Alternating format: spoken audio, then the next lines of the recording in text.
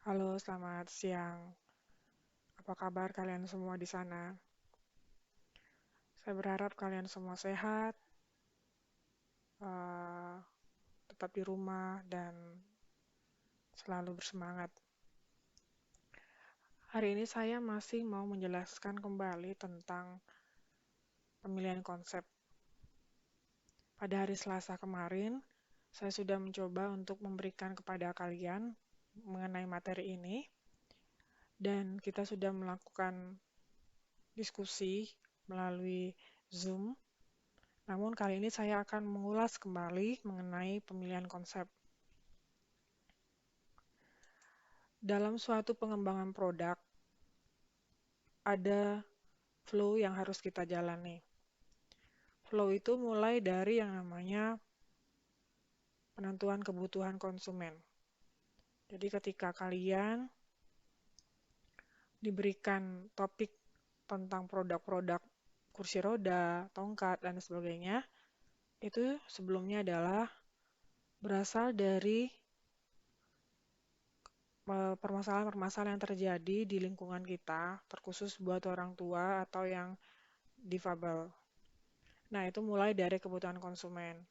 Kemudian kita membangun yang namanya target spesifikasi yang kita buat dengan menggunakan metode quality function deployment. Di situ kita ada atribut, atribut apa yang diperlukan ketika kita mau memenuhi kebutuhan konsumen, baik dari sisi kualitas, dari sisi estetika, dan yang lain-lain, itu dibangun dalam target spesifikasi. Nah, kemudian kita melakukan yang namanya pembangunan sketsa. Jadi dalam tim kita, seperti tugas UTS kemarin, saya berharap masing-masing orang dalam satu tim itu punya ide yang berbeda, yang diharapkan nanti akan dilakukan yang namanya pemilihan konsep. Nah, hari ini kita membahas tentang pemilihan konsep.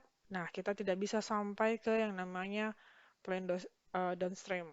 Tapi kita berharap ketika kita melalui tahap-tahap ini, kita paham bagaimana ya membuat yang namanya suatu produk yang inovasi.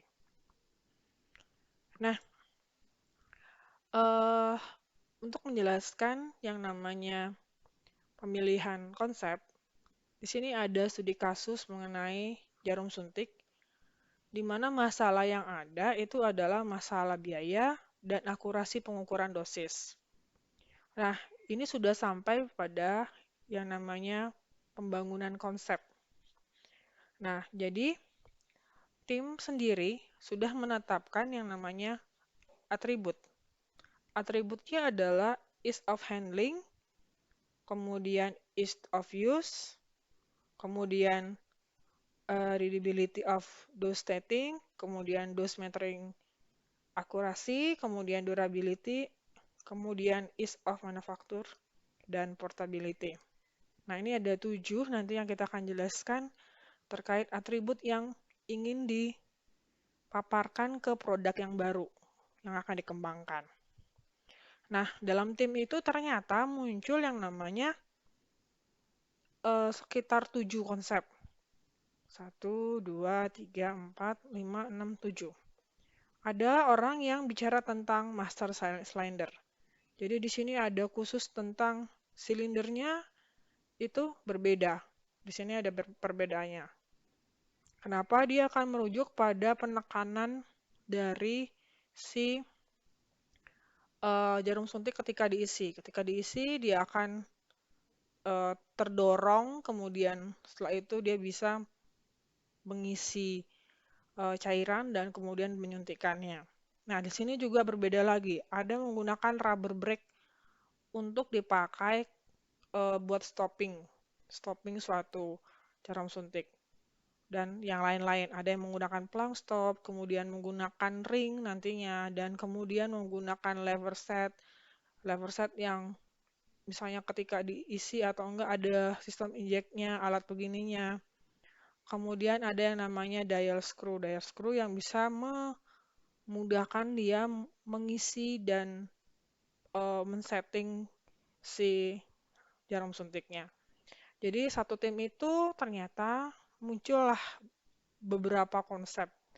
Nah, kita sebagai seorang desainer itu mengharapkan ada satu konsep yang final yang akan kita pakai untuk mengembangkan produk inovatif. Nah, berangkat dari 7 konsep, kemudian 7 atribut itu, maka kita perlu memberikan suatu pertanyaan-pertanyaan terkait dengan yang namanya pemilihan konsep. Apakah nanti tim itu memilih konsep terbaik, padahal desainnya masih abstrak? Bagaimana tahunya bagaimana kita memilih konsep ini sebagai konsep yang terbaik? Kemudian nanti bagaimana kita memutuskan apakah itu sebagai konsep yang akan kita jalankan? Kemudian apakah ketika kita sudah membangun atribut yang tadi, teridentifikasi dalam produk-produk ini? Jadi misalnya tadi ada ease of handling, ease of use, durability, ease of manufacturing. Itu apakah sudah ada di dalam si konsep-konsep ini? Nah, konsep selection itu adalah proses yang beriterasi, jadi bukan hanya proses yang sekali jadi. Jadi kalau misalnya ada konsepnya yang banyak, kita iterasi lagi. Dalam sistem proses yang tertutup yang berkaitan dalam pembangunan konsep kita yang banyak, kemudian dilakukan namanya pengujian.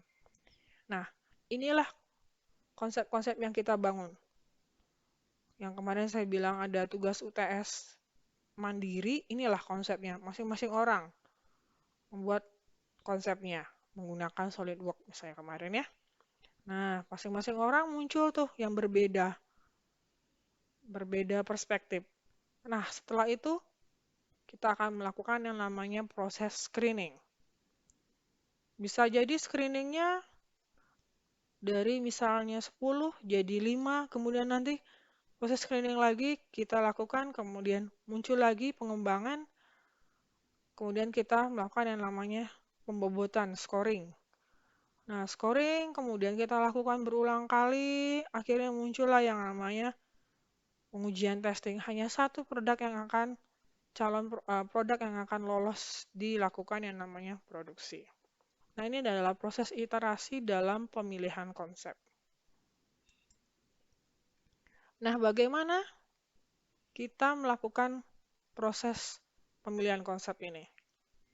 Supaya lebih efektif, pemilihan konsep bisa dilakukan dengan beberapa dan banyak cara.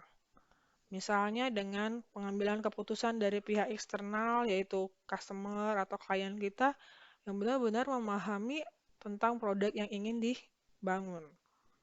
Kemudian bisa melihat sebagai dari kompetitor, produk champion. Apakah di situ sudah ada atribut-atribut yang sudah menjawab, kemudian baru kita melakukan yang namanya pengembangan. Nah, intuisi ini penting bagi seorang desainer.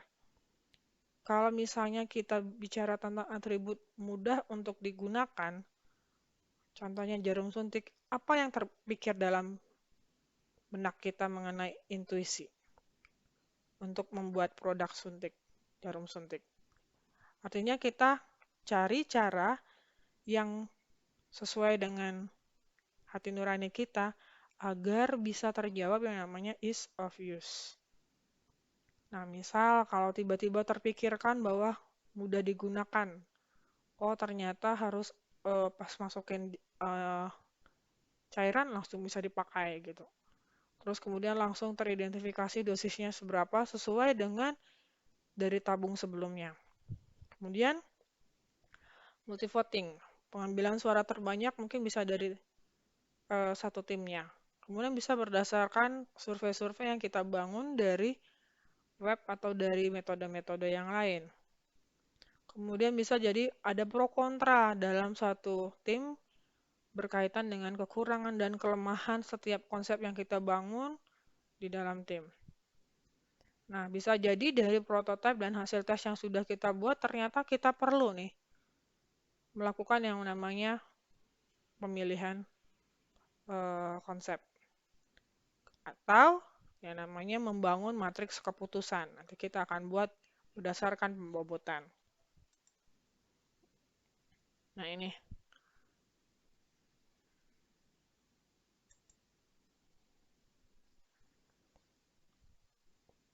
Nah, kita akan menjelaskan bagaimana metodologi dari konsep selection, pemilihan konsep. Pada pemilihan konsep terdapat dua langkah. Langkah yang pertama adalah konsep screening, yang kedua adalah konsep scoring. Dua langkah ini masing-masing memiliki 6 proses langkah. Yang kerjanya adalah setelah screening, lakukan scoring. Nah, langkah-langkahnya adalah menyiapkan matriks, kemudian menilai dari konsep itu, memberikan angka, pembobotan, kemudian memberikan ranking, kemudian memberikan improvement atau kombinasi, kemudian memilih salah satu atau beberapa konsep, kemudian melakukan yang namanya reflect on the result and the process. Itu adalah bagaimana semua tim itu sepakat terhadap hasil yang sudah dibuat. Nah, tadi kita sudah bahas kalau studi kasus kita adalah jarum suntik. Tadi kita punya 7 jarum suntik. Nah, untuk screening, pertama kita membuat yang namanya matriks. Nah, di sini sudah ada atributnya, saya bilang tadi ease of handling, ease of use, sama sampai portability. Nah, yang kedua adalah memberikan rate pada masing-masing konsep, pada masing-masing kriteria. Bagaimana caranya kita melakukan yang namanya pemberian rate? Ada 3 tanda, 0, positif, dan 1. 0 itu adalah sama dengan, jadi tidak memberikan nilai tambah apapun. Kemudian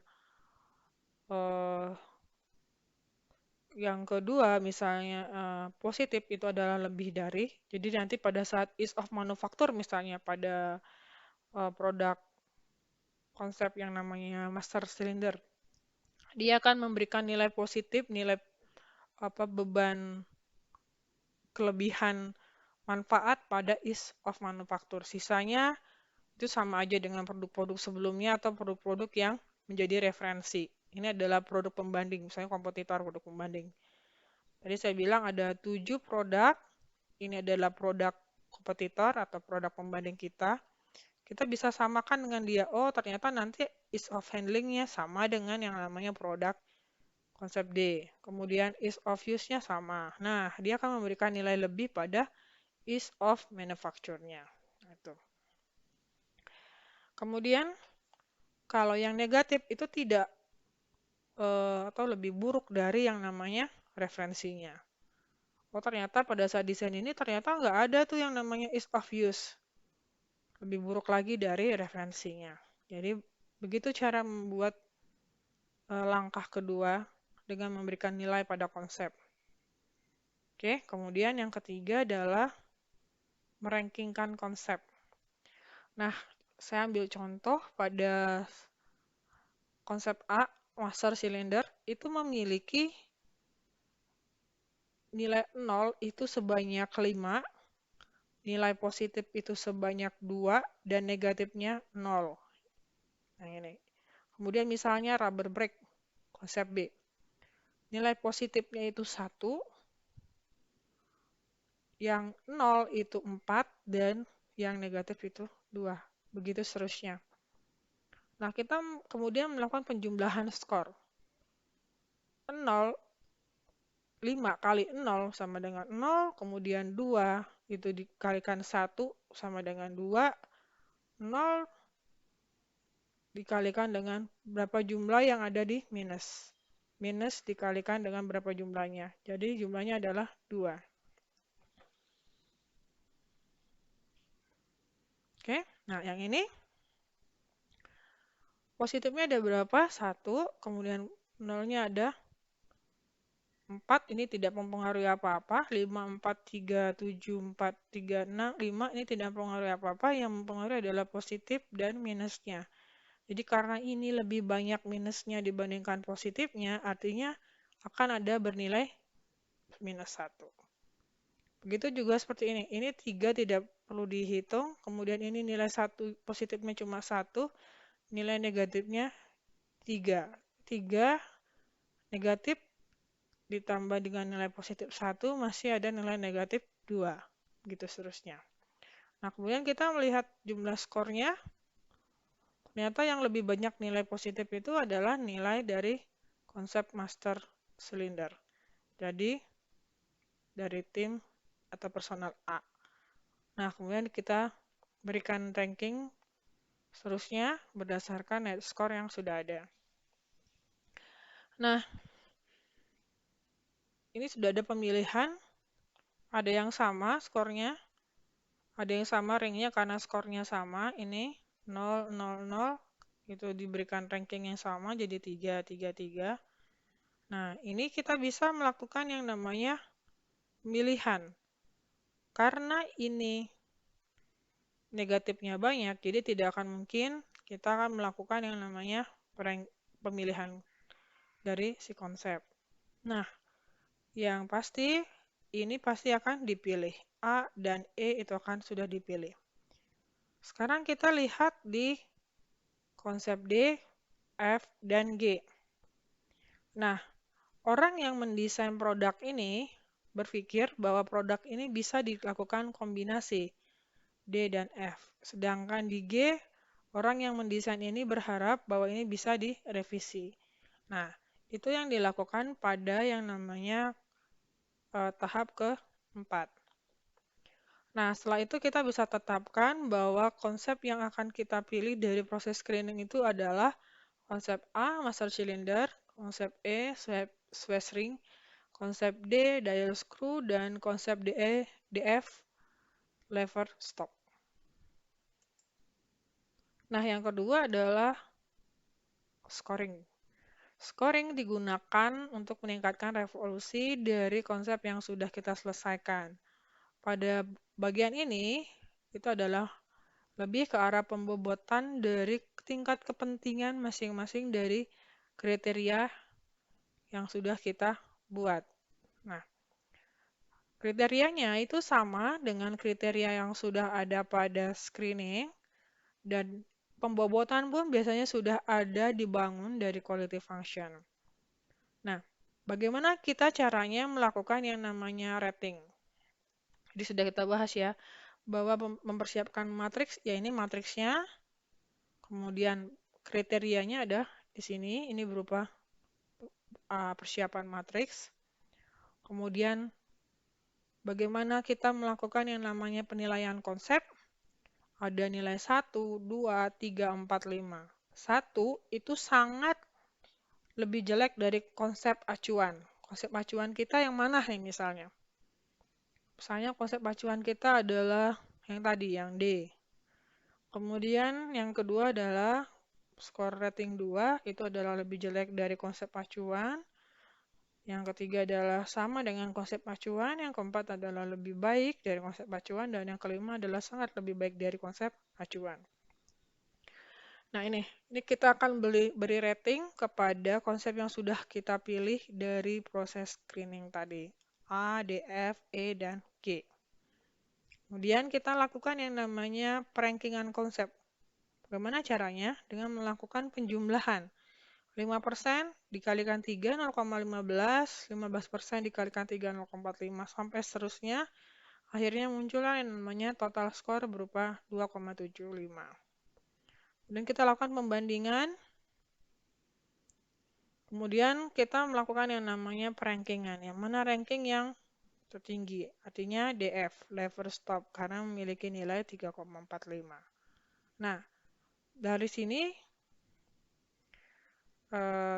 tercapailah yang namanya kesepakatan dalam tim bahwa mereka akan memilih konsep DF sebagai produk yang akan dilakukan pengembangan.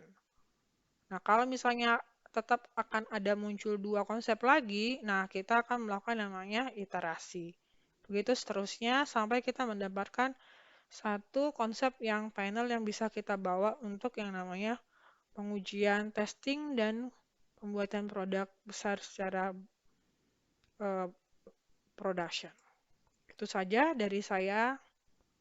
Terima kasih.